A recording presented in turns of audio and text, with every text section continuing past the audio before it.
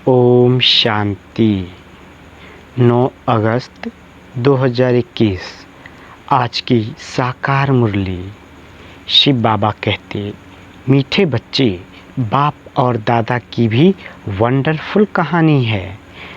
बाप जब दादा में प्रवेश करे तब तुम ब्रह्मा कुमार कुमारी वर्षे के अधिकारी बनो।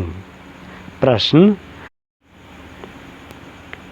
निश्चित ड्रामा को जानते हुए भी तुम बच्चों को कौन सा लक्ष्य अवश्य रखना है?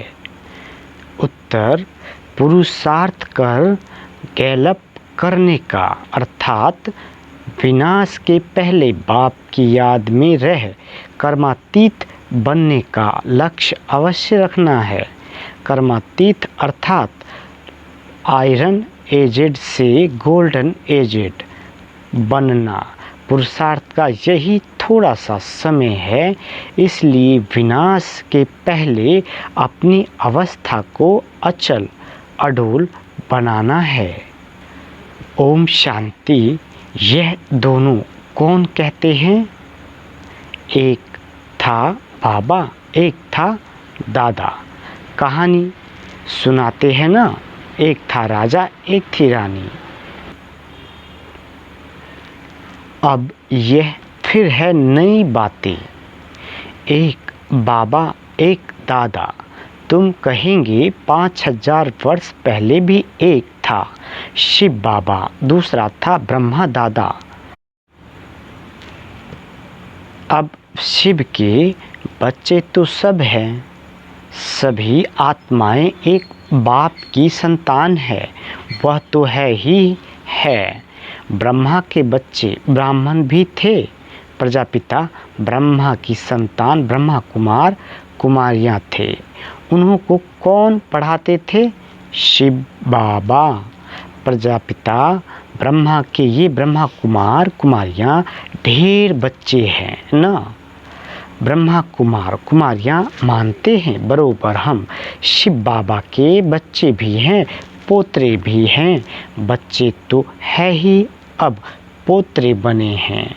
ब्रह्मा द्वारा दादे से वर्षा लेने, अभी तुमको दादे से वर्षा मिलता है, जिसको शिव बाबा कहते हैं। परंतु ब्रह्मा कुमार कुमारियां होने कारण उनको हम दादा कहते हैं। वर्षा दादे का है, ब्रह्मा दादा का नहीं। बैकुंठ वासी बनने का वर्षा उस बाप से मिलता है। आधा कल्प वर्षा पाते हो, फिर तुमको श्राप मिलता है रावण से। नीचे उतरते आते हो, जैसे ग्रहचारी बैठती है नीचे उतरने की। अभी तुम बच्चे समझते हो। हमारी ग्रहचारी राहु की दशा पूरी हुई। राहु की दशा है सबसे बुरी, ऊंचते ऊंच बृहस्पति की दशा है। फिर राहु की दशा बैठी तो 5 विकारों के कारण हम काले हो गए। अब फिर बाप कहते हैं दे दान तो छूटे ग्रहण। है तुम्हारी बात। उन्होंने फिर सूर्य चंद्रमा का ग्रहण समझ लिया है। जब ग्रहण लगता है तो दान मांगते हैं। यहाँ बाप तुमको कहते हैं 5 विकारों का दान तो ग्रहचारी उतर जाएगी। इन विकारों से ही तुम पाप आत्मा बने हो। मुख्य है देह अभिमान। पहले ऐसे सतो प्रधान थे, फिर सतो रजो तमो बने हैं। 84 जन्म लिए हैं, यह तो पक्का निश्चय है बरोबर। देवताएं ही 84 जन्म लेते हैं। पहले उन्हों को ही मिलना चाहिए बाप से।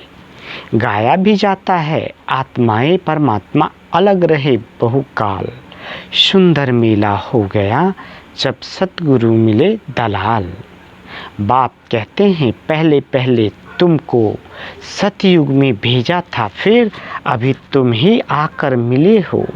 आगे तो सिर्फ गाते थे, उनका यथार्थ अर्थ अभी बाप बैठ समझाते हैं। सभी वेद शास्त्र जप तप स्लोगन आदि जो भी है सबका सार बाप बैठ समझाते हैं। चक्र तो बिल्कुल सहज है। अभी कलयुग और सतयुग का संगम है। लड़ाई भी सामने खड़ी है, यह भी तुमको निश्चय है। सतयुग की स्थापना होती है, कलयुग में जितने भी है उन सब के शरीर खल्लास हो जाएंगे। बाकी आत्माएं पवित्र बन हिसाब किताब चुकतू कर जाएंगी। यह सबके कयामत का समय है। बाबा कहते आत्माएं शरीर छोड़ चली जाएगी, यह तुम्हारी बुद्धि में अभी है। जब तक हम कर्मातीत अवस्था को पाए तब तक संगम पर खड़े हैं। एक तरफ है करोड़ों मनुष्य, दूसरी तरफ हो सिर्फ तुम थोड़े से। तुम्हारे में भी कितने हैं जो निश्चय बुद्धि होते जाते हैं। निश्चय बुद्धि विजयंती फिर जाकर विष्णु के गले की माला बनेंगे। एक है रुद्राक्ष की माला, दूसरी है रुंड माला। उस रुंड माला में छोटी छोटी शकल होती है। यह निशानी है हम आत्माएं भी आकर फिर बाप के गले की माला के दाने बनेंगे। फिर यहाँ आएंगे नंबर वार। बाबा कहते माला 8 की भी है, 108 की भी है और 16,000 की 108 की भी है। अब 16,000 है या 5-10 हजार है, उनका कोई हिसाब नहीं। यह मालाएं गाई जाती है। बाबा कहते हैं ये सब तुम क्यों विचार करते हो। जितनी भी राजाएं कल्प पहले सतयुग त्रेता में बने थे उतने ही बनेंगी। 100 बने या 200-300 बने, ये पूछना नहीं है। बाप कहते हैं तुम जितना नज़दीक आते जाएंगे तो ये सब समझ जाएंगे। आज हम यहाँ हैं, कल विनाश होगा। फिर सतयुग में थोड़े से देवी देवता होंगे, बाद में वृद्धि को पाते हैं। सतयुग के आसार भी दिखाई पड़ते हैं। बाकी लाखों जाकर रहेंगे, फिर लाख रहे या 9 लाख 10 लाख रहे, एक्यूरेट नहीं कह सकते। बाबा कहते हाँ, तुम जब एक्यूरेट संपूर्ण बनने के लायक बनेंगे तब तुमको और जास्ती साक्षात्कार हो जाएगा। अभी तो बहुत कुछ समझने का समय पड़ा है, बहुत साक्षात्कार करते रहेंगे। लड़ाई की तैयारी भी बहुत होती रहती है। बाबा कहते सब चीज़ें महंगी होती जाएगी। विलायत में भी अब खूब टैक्स आदि लगते रहेंगे। बहुत महंगाई होकर फिर एकदम सस्ताई हो जाएगी। सतयुग में कोई चीज़ पर खर्चा नहीं होगा, सब खानियाँ आदि भरपूर हो जाएगी। नई दुनिया में वैभव बहुत होते हैं। लक्ष्मी नारायण के पास बहुत वैभव थे ना। श्रीनाथ द्वारे में मूर्तियों के आगे भी कितने वैभवों का भोग लगाते हैं। वहाँ बहुत माल बनाते हैं और खाते रहते हैं। बाबा कहेंगे हम देवताओं को भोग चढ़ाते हैं। कहेंगे देवताओं को भोग नहीं लगाएंगे तो वह नाराज हो जाएंगे। अब इसमें नाराज होने की तो बात ही नहीं। बाबा कहते तुम कोई पर नाराज नहीं होते हो, जानते हो ड्रामा अनुसार यह विनाश होना ही है। कलयुग से बदल कर सतयुग होगा। हम ड्रामा को समझते हैं कि ड्रामा अनुसार अभी नया चक्र शुरू होना है। तुम भी ड्रामा के वश हो। ड्रामा अनुसार बाप भी आया हुआ है। ड्रामा में 1 मिनट भी नीचे ऊपर नहीं हो सकता। जैसे बाबा आया तुमने देखा, कल्प बाद भी हूबहू ऐसे होगा। शास्त्रों में तो कल्प की आयु लंबी लिख दी है। अभी तुम बच्चों की बुद्धि में है, बरोबर विनाश सामने खड़ा है। बाबा कहते, अभी तुम गैलप कर रहे हो, जानते हो बाप को याद कर हमको कर्मातीत अवस्था को जरूर पाना है, अर्थात आयरन एज से गोल्डन एज बनना है। अभी अगर पुरुषार्थ नहीं करेंगे तो पद भ्रष्ट हो जाएगा। हे आत्माएं, बाबा कहते, अभी तुम पतित बन गई हो, ये भी जानते हो। बहुत किस्म के आएंगे और जो और धर्म में बदली हो गए हैं, यह निकल कर आते रहेंगे, जाकर अपना पुरुषार्थ करते रहेंगे, बाप से वर्षा पाने। ब्रह्मांड धर्म में आकर फिर देवता धर्म में आएंगे। ब्राह्मण धर्म में नहीं आएंगे तो देवता धर्म में कैसे आएंगे? ब्राह्मण दिन प्रतिदिन वृद्धि को पाते रहेंगे। देखेंगे विनाश सामने आ गया है, यह तो ठीक कहते हैं, फिर वृद्धि होती जाएगी। ब्राह्मणों का झाड़ वृद्धि को पाकर फुल हो जाएगा, फिर वापिस जाएंगे, देवताओं का झाड़ बढ़ेगा। बाबा कहते, अभी तुम संगम पर राजयोग सीख रहे हो। इस संगम को कल्याणकारी युग कहा जाता है। संगम का ही गायन है। गंगा सागर का मेला दिखाते हैं। ये सब भक्ति मार्ग का यह है ज्ञान सागर, और ज्ञान सागर से निकली हुई ज्ञान गंगाएं। ज्ञान सागर से पतित पावन अक्षर लगता है, वह समझते हैं पतित पावनी गंगा है, और फिर गंगा में स्नान करते ही आते हैं। यह नदियाँ तो सतयुग से लेकर चलती आती है। आजकल तो नदियाँ भी कहाँ कहाँ डूबो देती है। प्रकृति भी तमो प्रधान, सागर भी तमो प्रधान हो पड़ा है। सागर थोड़ी सी उछल खाएगा तो सब कुछ खल्लास कर देंगे। सतयुग में सिर्फ हम थोड़े ही भारत में रहते हैं। बाबा कहते, यमुना के कंठे पर दहली परिस्थान थी, फिर बननी है।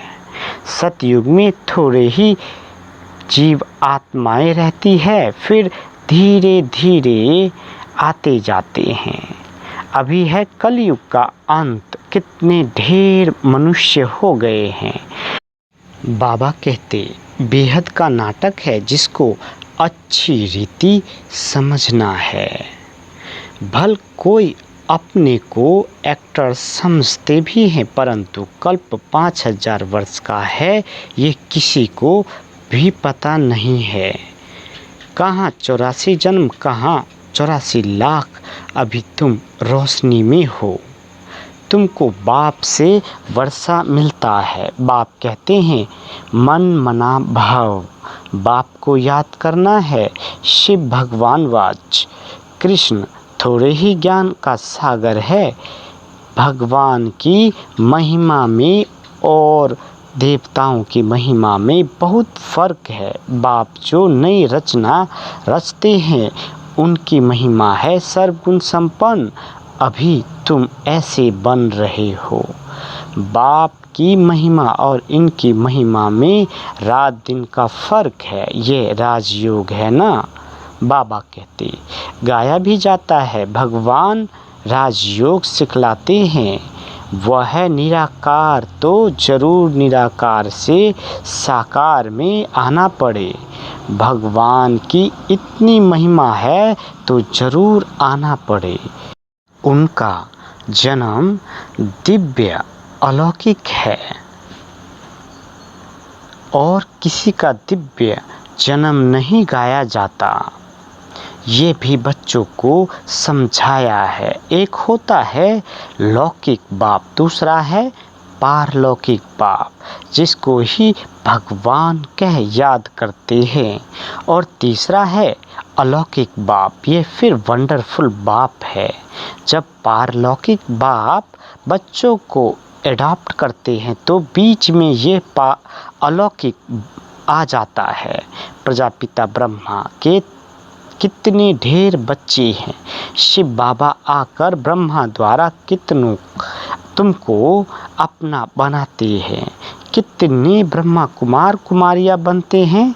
लौकिक बाप को तो करके 8-10 बच्चे होंगे। अच्छा, शिव बाबा भी है। पारलौकिक बाप, उनके तो अनेक बच्चे हैं। सभी आत्माएं कहती है हम सब ब्रदर्स है। अब इस संगम पर फिर अलौकिक बाप मिलता है। यह ज्ञान तुमको वहाँ नहीं रहेगा।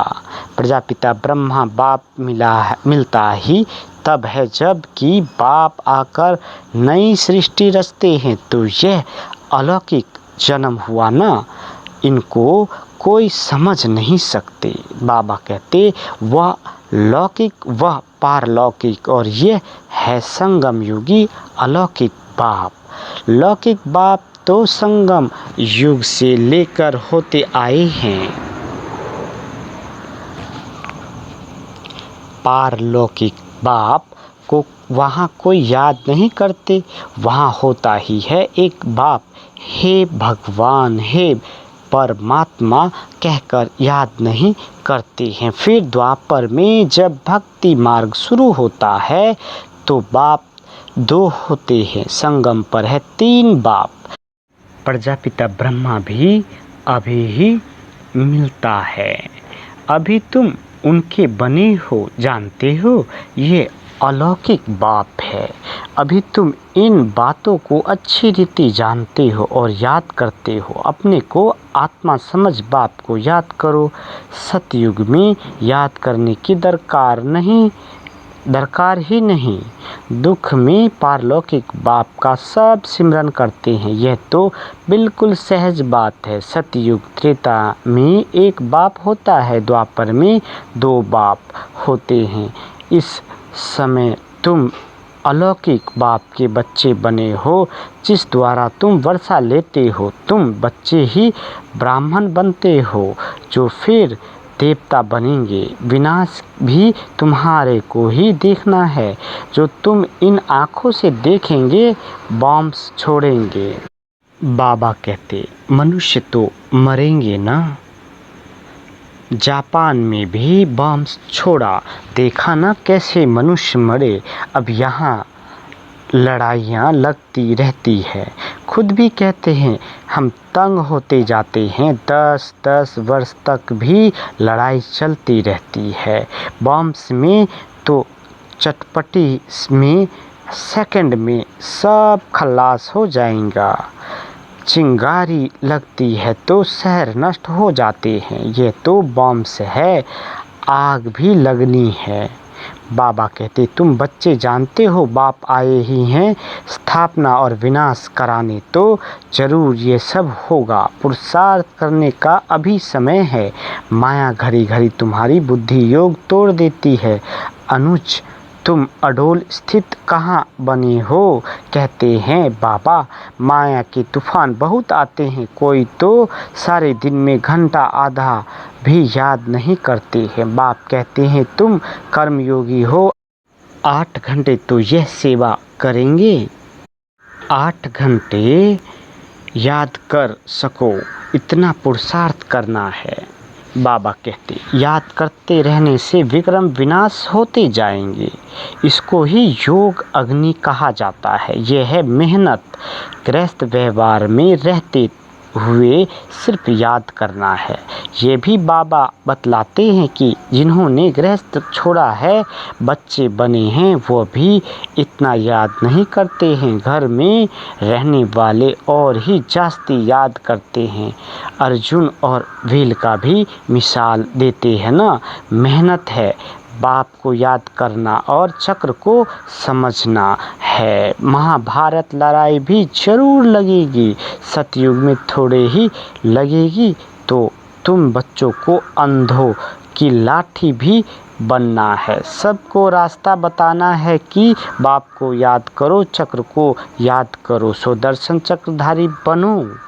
अच्छा, मीठे मीठे सिकील दे बच्चों प्रति माता पिता बाप दादा का याद प्यार और गुड मॉर्निंग। रूहानी बाप की रूहानी बच्चों को नमस्ते।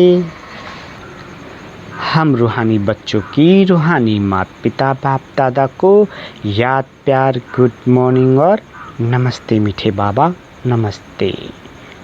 धारणा के लिए मुख्य सार। पहला, कम से कम 8 घंटा याद में रहने का पुरुषार्थ करना है।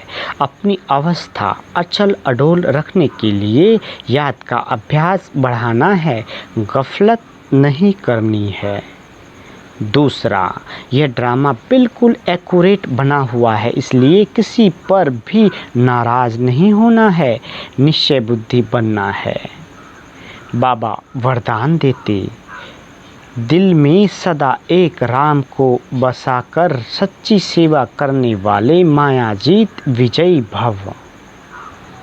बाबा कहते हैं, हनुमान की विशेषता दिखाते हैं कि वह सदा सेवाधारी महावीर था, इसलिए खुद नहीं जला लेकिन पूंछ द्वारा लंका जला दी।